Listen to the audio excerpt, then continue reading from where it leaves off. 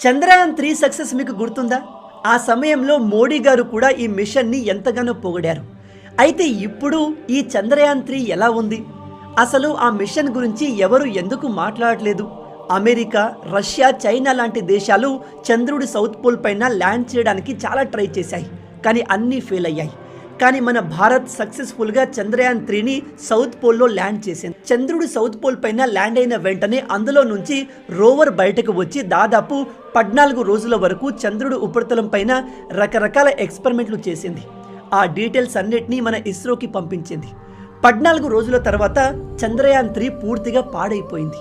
ఎందుకంటే చంద్రయాన్-3 దిగిన సౌత్ పోల్లో 14 రోజులు చీకటి ఉంటుంది, ఇంకో 14 రోజులు సూర్యుడు కనిపిస్తూనే ఉంటాడు.